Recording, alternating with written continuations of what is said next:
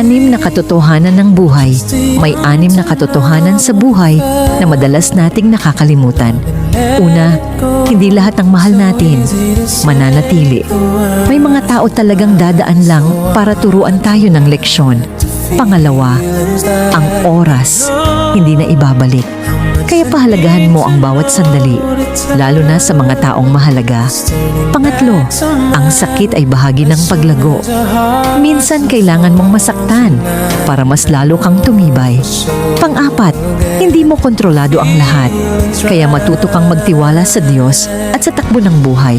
Panglima, ang tunay na yaman ay hindi pera, kundi ang pamilya, kaibigan, at mga taong tunay na nagmamahal sa'yo.